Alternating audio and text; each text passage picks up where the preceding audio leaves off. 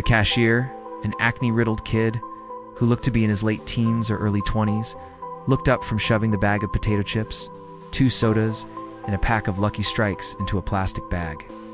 For a moment, he just stood there, seemingly frozen in mid-action. Then he finally answered, "Yeah, what's up, man?" I let out a barely perceptible sigh. I'd been half afraid that I would be told to take a long walk off a short pier, to put it politely. Feeling relieved, I reached into my back pocket for what was there.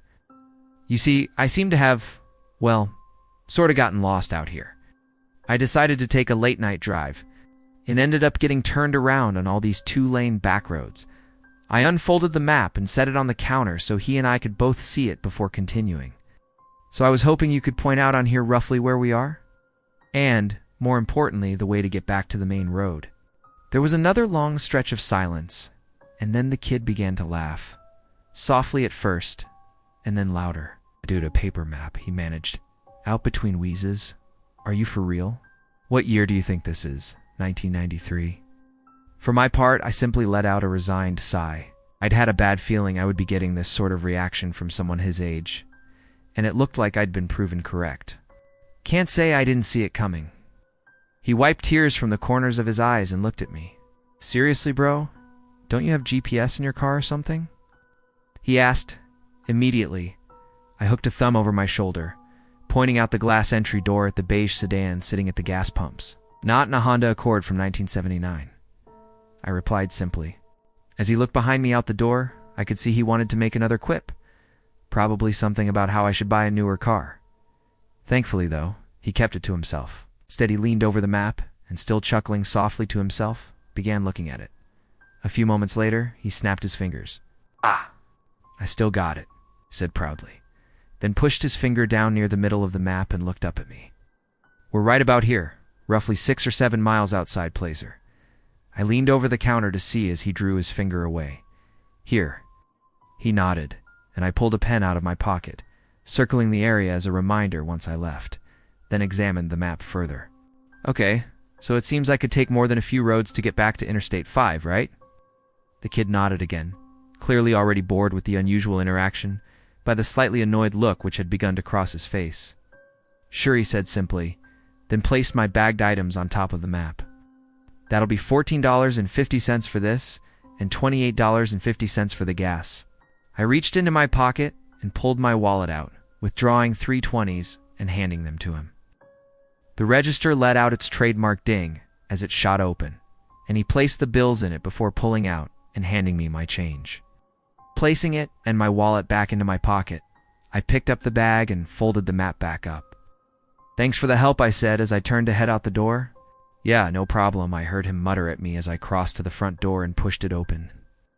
A small bell hung from the inside handle jangled as I stepped outside and let the door swing shut behind me, the sounds of the refrigerators humming and the fluorescent lights softly. Buzzing was replaced by those of a summertime forest at night.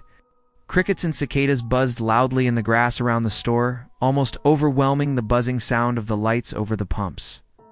The sound of an owl hooting loudly echoed through the trees, followed by the loud call of what had to be an elk. I inhaled the clean air before heading down the steps for my car. Pulling open the driver's door, I took one last look around before dropping into the driver's seat. "So, did you find out where we are?" asked a voice from the passenger seat. For a split second, a wave of confusion and panic swept over me, and I spun in my seat. It was immediately replaced by a wave of embarrassment, amplified as my friend began to let out a deep laugh. "Dude, were you in there that long that you forgot I was out here waiting for you?" Not wanting to admit I had done just that, I shook my head. "Nah, bro, not that. Just dealing with the kid in there was a major headache." He nodded sympathetically. Craig was one of my close friends. Ever since we'd met each other, we'd immediately clicked, and had stuck with each other from that point on. And one thing we both loved to do was take late-night drives to nowhere, simply driving around with no destination in mind. Listening to the radio and occasionally sharing a joint one of us would buy. This is the first time we've ever gotten lost, though. I reached into the bag, pulling out the bottle of Mr. Pibb and handing it to him. "Here," I said simply, before pulling the Lucky Strikes out and chucking the rest into the back seat. Pulling the key from my pocket, I slid it into the ignition and turned it, the car's buzzer sounding as the dash lights came on. A moment later, The inline four quietly rumbled to life with its traditional burble.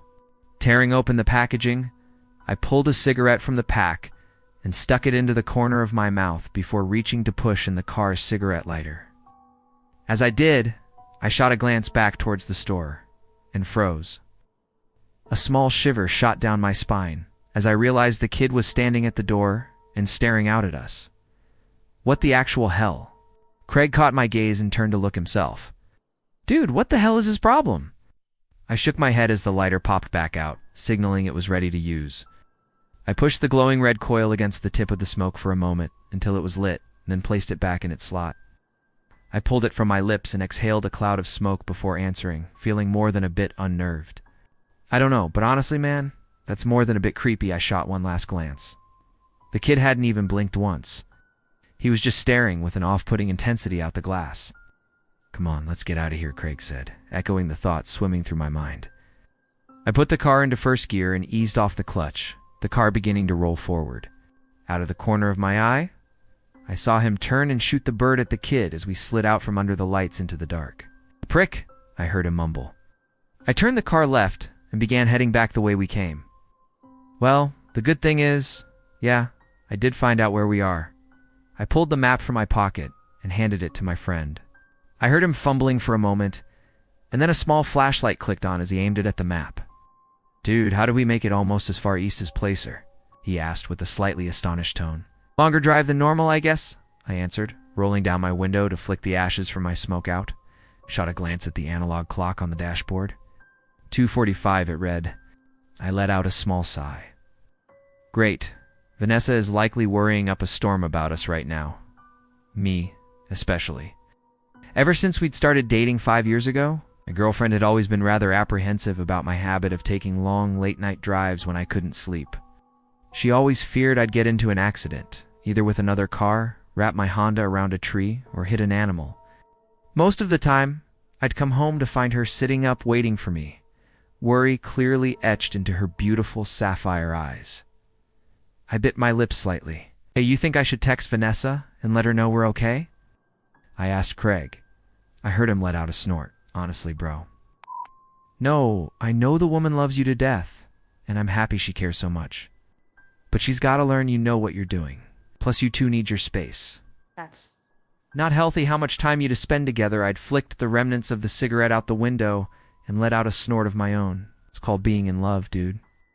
You should try it sometime, I joked, causing him to let out a laugh. Nah, thanks. I enjoy being single too much. Shaking my head, I stared out the windshield as the headlights guided our way. I felt a slight sense of unease creep up on me as I watched the two-lane road stretch out before us.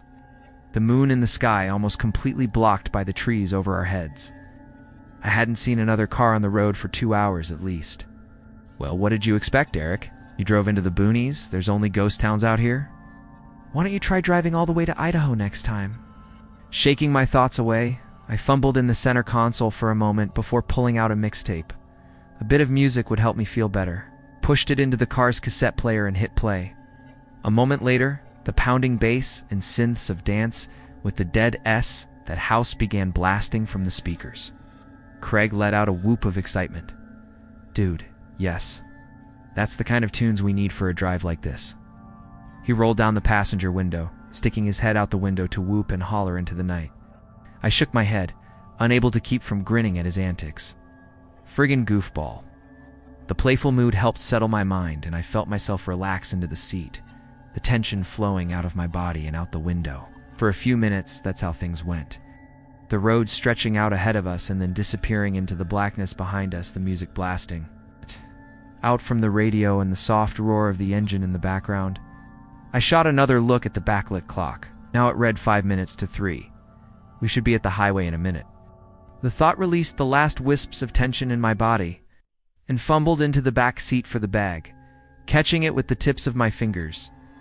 I pulled my bottle of soda from it and, holding the bottle to the steering wheel, cracked the cap.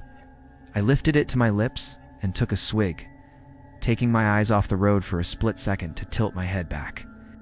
I looked back at the road and nearly spit it all out onto the windshield. In the second I'd stopped looking, a figure had stepped out onto the road. Fucking hell, shouted, jamming my feet on the brake and clutch as hard as I could. The rear wheels of the car locked up, and the ear-piercing sound of squealing tires filled the cabin. To my horror, the tail end of the car began sliding out. Oh hell, no, no, no, no. For a few seconds, the world around us became a blur of shapes and colors, and I feared at any moment we'd smash into a tree or begin rolling. Thankfully, the car finally came to a stop with a screech of protest from the suspension. We were facing back the way we'd come. I could tell from the black lines on the road which had once been the rubber of my tires. I gripped the steering wheel with almost a death grip, my heart furiously pounding in my chest. My breaths came in short, ragged gasps. There was no movement in the car for a few seconds before Craig reached forward and snapped the music off. "Dude, what the fuck?" he shouted at me, his face looking as pale as mine must be.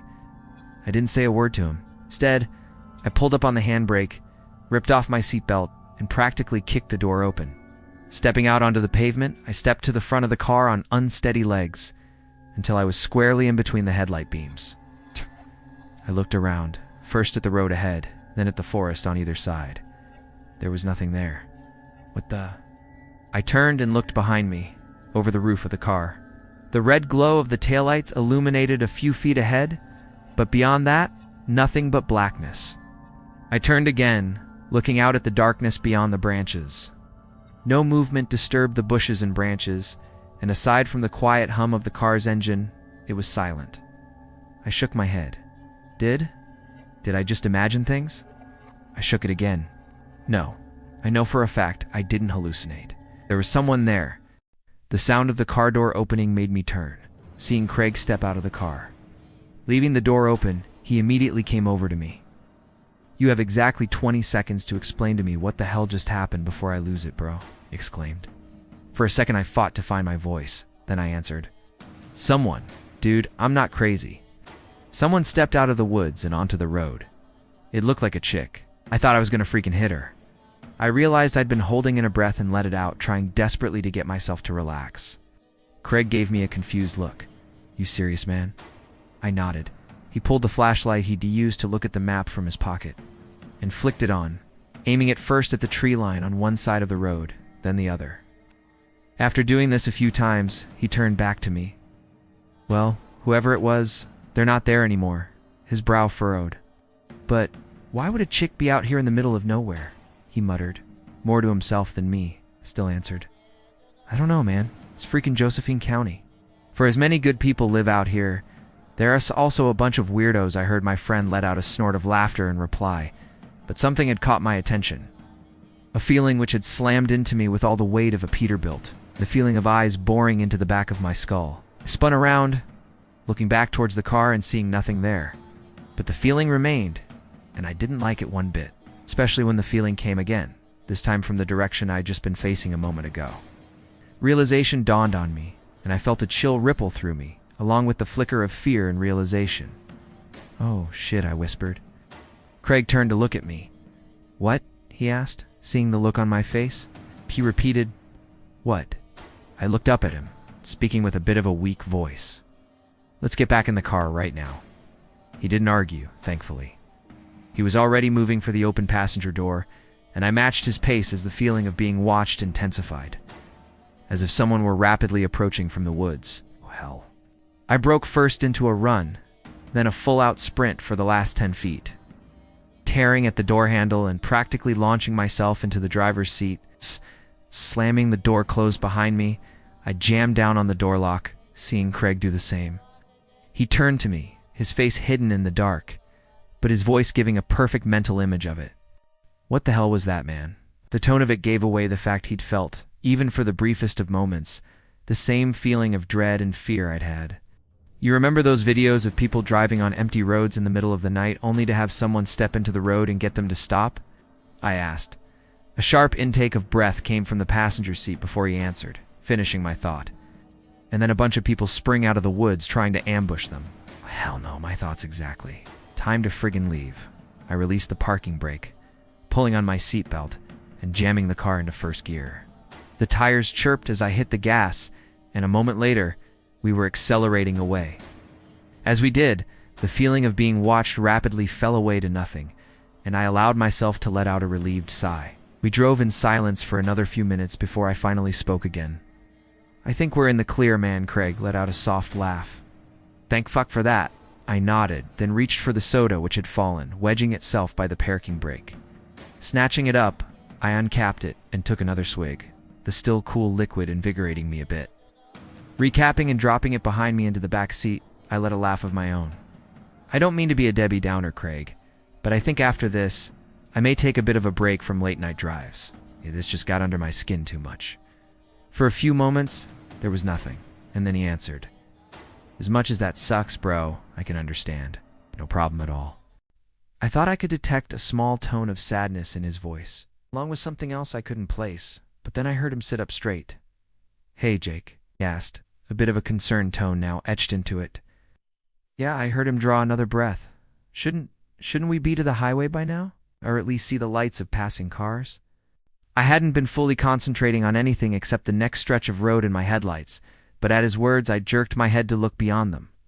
What the actual hell? He was right. The lights of cars and trucks flashing by on the freeway should be visible through the dark. I clearly remembered looking in my side view mirror as we deturned onto the road from the highway. Seeing the ever-present white and red glows zipping by at close to the same distance we were now. That wasn't the case anymore.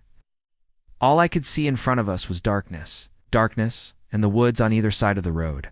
For a moment, I lifted my foot off the accelerator, letting the car slow down a little as my brain whirred. He's got to be mistaken. Hell, I've got to be mistaken. We just haven't gotten close enough to the highway yet. You know these old roads, Derek? They often end up longer than they first look. Feeling somewhat relieved by the idea, I said it out loud. Craig nodded, but I could tell he wasn't completely convinced. And, for that matter, as much as I repeated it mentally to myself, I couldn't completely convince myself either.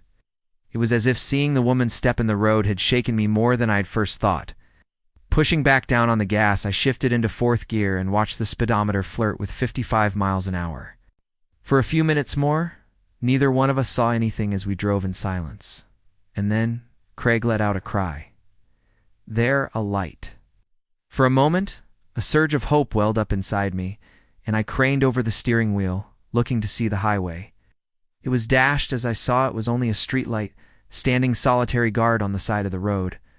Beneath it stood an old, worn sign, which seemed to have been shot at many times with both BBs and actual bullets. I slowed the car some as it came towards us so I could read it, and felt confusion fall over me. Golden, 2 miles. The fuck? Craig breathed out as he read the sign.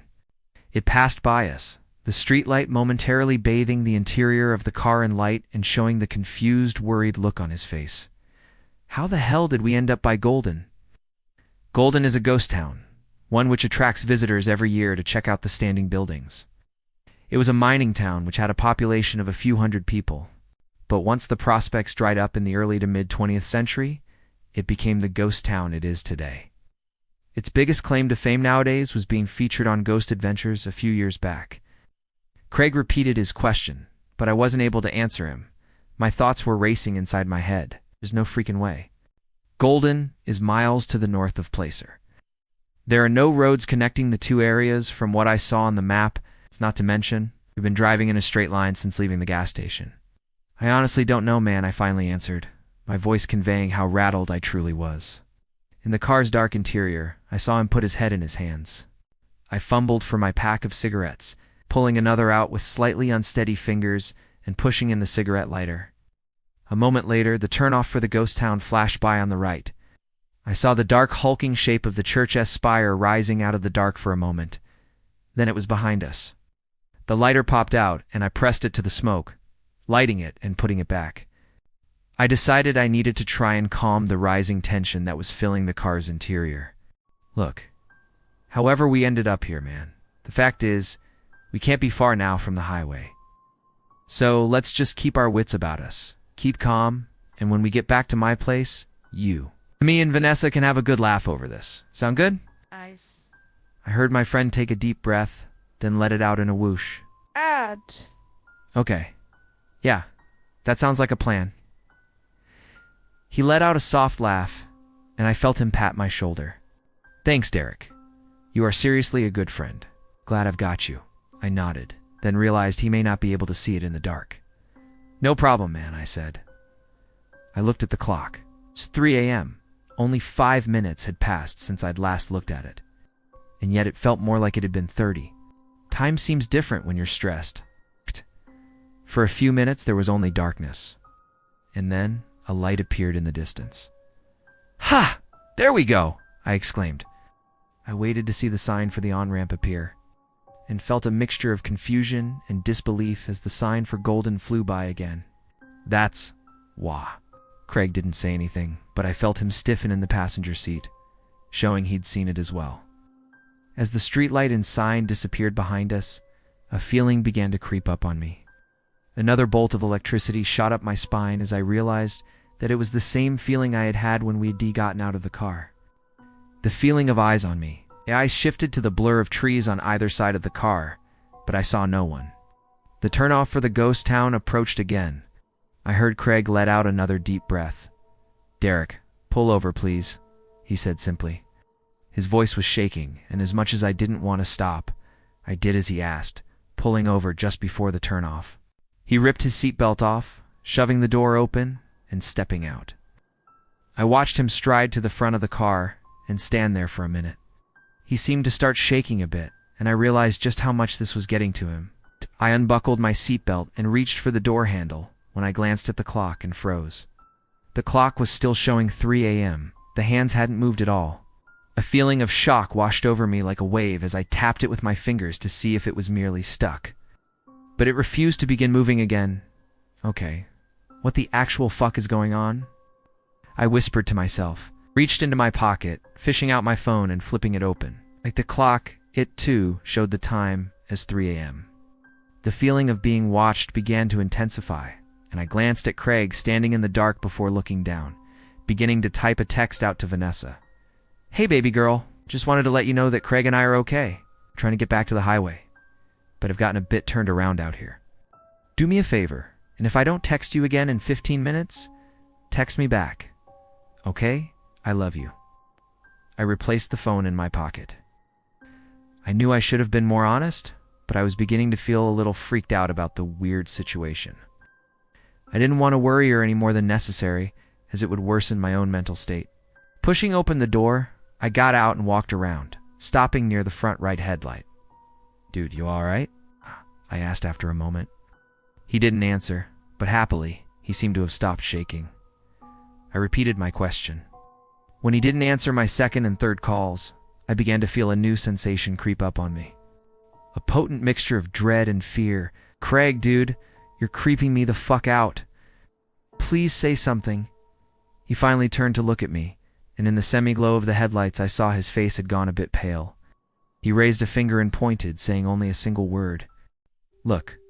My eyes followed where he had gestured. I began to feel like I was standing under a freezing cold waterfall. The cigarette dangling from my lips fell from my mouth to the ground. Standing about 50 feet away, just inside the tree line, was a figure. It was drenched in gloom, but, with a gasp, I realized it was the same woman who'd nearly caused me to wreck. "Oh, fuck me sideways, man." I swallowed, finding my voice.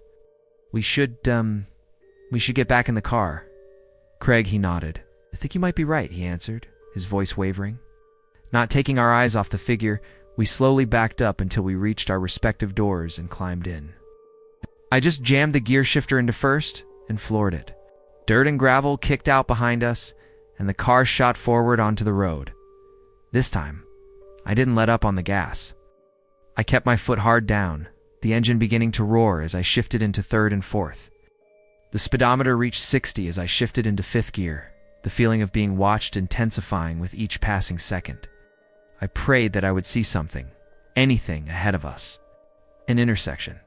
A house. A freaking out-of-use payphone, for fuck's sake. And then my blood turned to ice as a light appeared ahead of us. The exact same one as before, with the sign underneath. My eyes flickered to the clock, and terror shot through me, as I saw it still was frozen at the same time. "This isn't good, bro," Craig said from the passenger seat. I agreed with him, but didn't say it out loud. Kept my foot to the floor. The speedometer now hitting 80. The turnoff appeared again, and what I saw made my heart begin to pound erratically. The woman had gotten closer to the road. She wasn't alone anymore. Behind her, I saw others. the outlines of other people in the dark. Dozens, possibly more. They all stood, facing the road, watching us fly by. And then they disappeared into the rearview mirror. Fuck, I breathed out as the light and sign flashed by yet again. This time, the mass of people had gotten even closer to the road.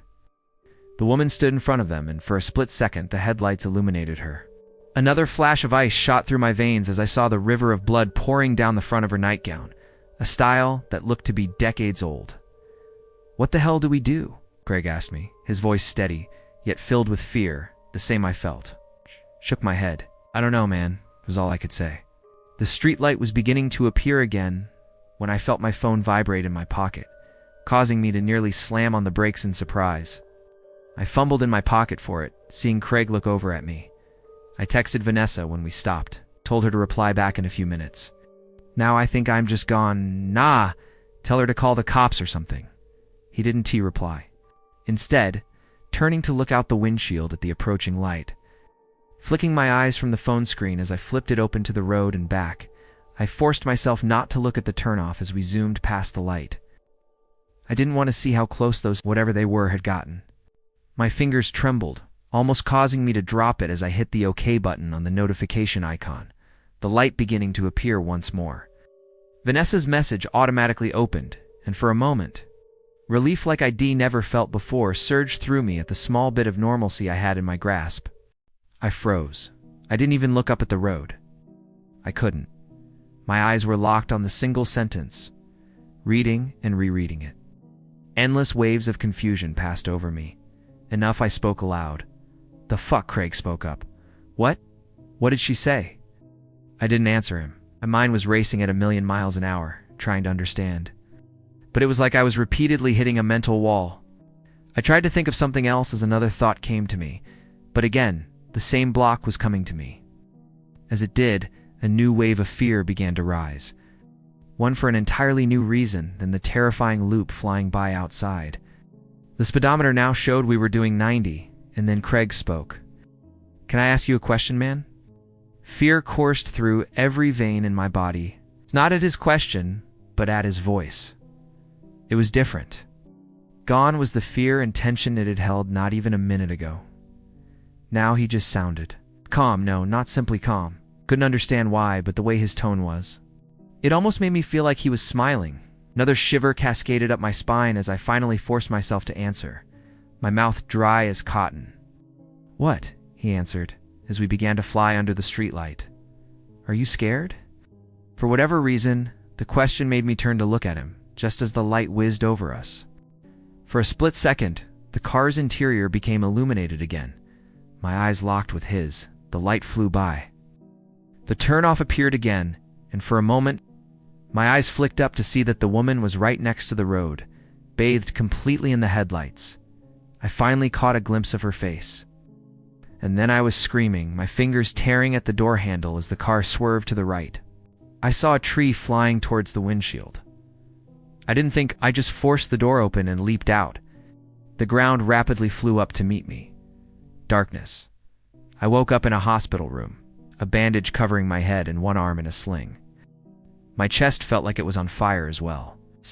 The first thing I saw was Vanessa, who, upon seeing me wake up, burst into tears and wrapped her arm around me. A few moments later, the doctor came in, told me that I was a lucky man. Apparently I'd gotten away with only a gash in my head requiring staples, severely bruised ribs, and a broken arm. Shocking for having dove out of a car at what appeared to be tremendous speed, he said, raising an eyebrow. Then he told me the police wanted to speak to me. He showed them in, and 2 officers entered, asking me many questions. I told them exactly what had happened, well, except for 2 small details anyways. They appeared to take my account seriously and promised to look into it. "We've had some reports similar to yours, sir," one of them answered tentatively. Then they told me how I'd been found. How a father and son who owned a gas station nearby had been out driving and had come across first my destroyed Honda, which had wrapped itself around a tree and then some, and then lying unconscious in the grassy ditch me. They didn't say who they'd been, but I had a fair idea. A son at least, anyways. That night was 3 months ago. I've been at home, resting and healing this entire time. It's given me plenty of time to think, plenty of time to process everything. I try not to think about that night, about any of it. I feel like I'll go insane if I do, especially after the police told me that they found nobody else at the scene of the wreck. Only the passenger door hanging open. But I've had to, after receiving an email from an unknown address. One claiming to be the son, the kid I saw in the gas station that night. He told me things that his father told him he'd seen for years, that he didn't believe at all. Until that night, when he looked out the door at my car. That's when he'd frantically called his father. As I type this out, I feel the threads of my sanity begin to pull away from each other, threatening to split. Remembering the woman's face, indeed a ghost, as it flashed in the headlights. The look of horror plastered there as she frantically waved at me to get my attention. The same look the others must have had, remembering turning to look at Craig as the light flickered over and seeing the smile on his face. Smile wider than any humans could possibly be, filled with shark-like teeth as black eyes stared hungrily at me. The same smile the kid told me he'd been flashed as I'd pulled away. But mostly, I remember the single line of text Vanessa sent me.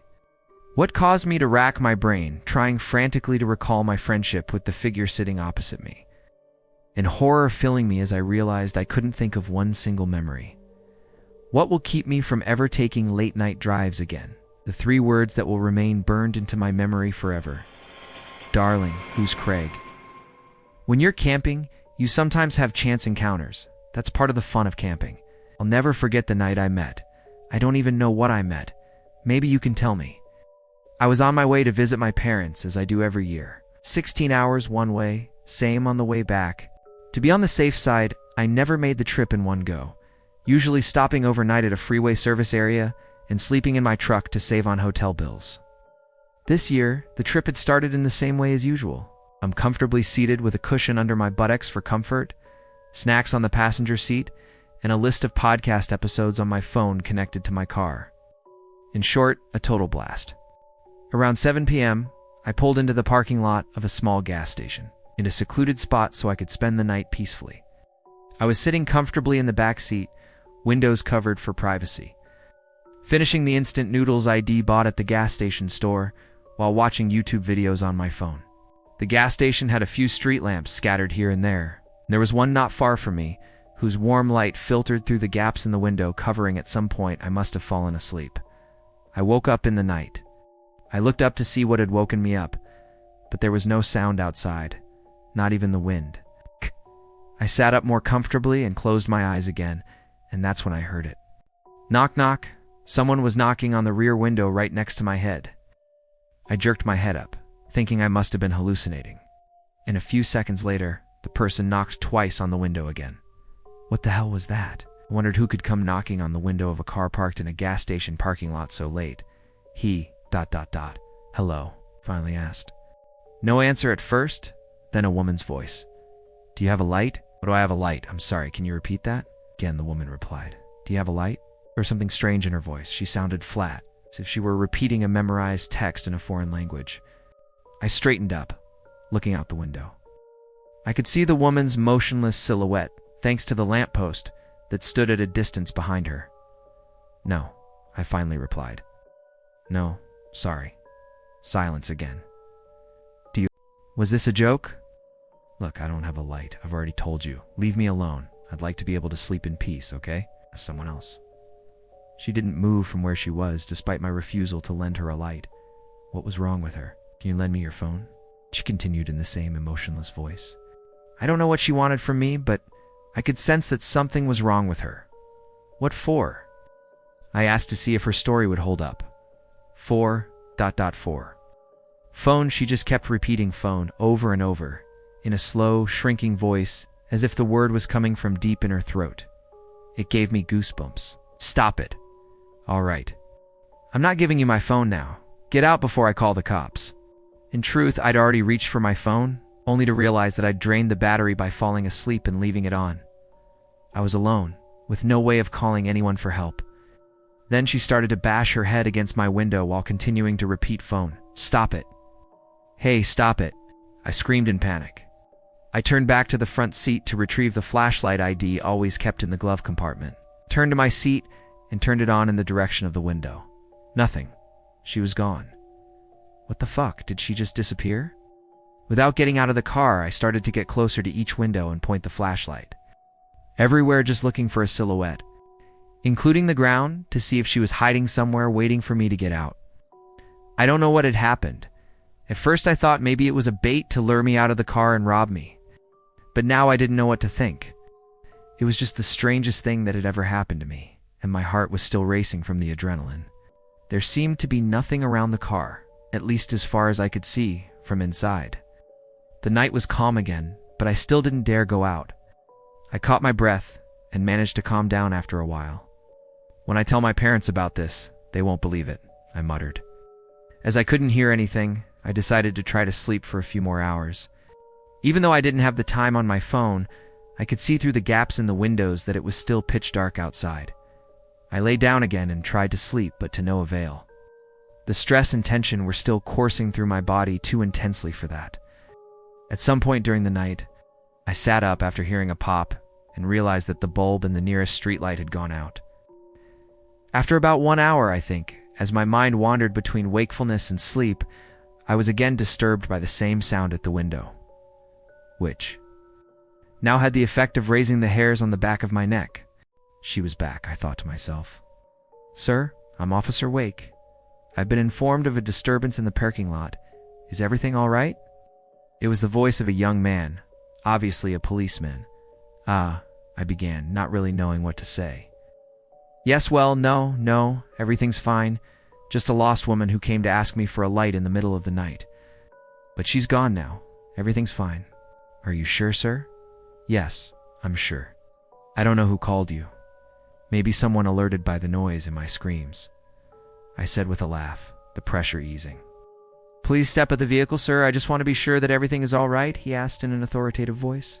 No, really. I assure you everything's fine," I said. "Get out of the vehicle." Wow, what the fuck was his problem? "Out," he said in a loud voice. The hairs on the back of my neck were starting to stand up. Something was wrong. "Where's your car?" I asked. No answer. "Who called you?" Still no answer. I moved slowly away from the pitch-black window. With trembling hands, I grabbed the flashlight I'd kept with me and turned it towards the window. And there in front of me was the silhouette of the woman, the same one who'd harassed me a few hours earlier. "Leave me alone," I screamed. Out like the last time, she began to repeat the same word over and over in a slow, shrinking voice. Her voice was now somewhere between that of the police officer she de-imitated I don't know how, and her original voice. All at once she disappeared and I heard her weight fall on my front hood. This woman, this thing, was now attacking my car. She couldn't get me out. She was going to force her way in. I stopped thinking and lunged for the front seat. I grabbed the keys and started the engine. I still couldn't see anything in front of me because of the window cover on the windscreen. So, despite the fact that I didn't know what I was going to discover in front of me, I removed it. She was standing on her hands and knees on the hood. Both hands on the windscreen, her forehead pressed against the glass. She had two pure white eyes, long, dirty black hair that reached down to her feet, and a single white dress that reached down to her ankles for all clothing. Her wide, inhuman smile began to spread across her face. I pressed the gas pedal. The car sped off. She was still standing on the hood, but as I zigzagged, I finally managed to knock her onto her side. I continued straight towards the parking lot exit to get back on the freeway. Behind me, I could see her silhouette running towards my car, and even over the noise of the engine, I could hear her gaunt cries. I drove for about 2 hours on the freeway, kept thinking about what had just happened and wondering who she was and what she wanted from me. I didn't have any answers, but one thing was certain: I'd had a narrow escape. Eventually the adrenaline left my body, and an intense fatigue overcame me to the point of forcing me to stop. I'd just survived a supernatural encounter. This was no time to die from a car accident. I pulled into a gas station parking lot. I leaned my head against the window, just to rest my eyes at first. But 5 minutes later, I was fast asleep. I woke up at the same time as the sun. I yawned and stretched, glad to be alive after that crazy night and definitely not able to wait to tell my family and friends. But as I walked around the car to stretch my legs after spending the night inside, I noticed something. Something that still haunts and terrorizes me every night. My truck had accumulated a certain amount of road dust, so it was easy to leave marks just by running a finger over it. And there, right in front of my eyes, I could see that there were fingerprints all over the windows and doors, as if someone had been desperately trying to get inside while I was asleep.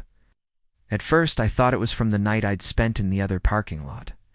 But then I saw them, dozens of bloody bare footprints all around my truck.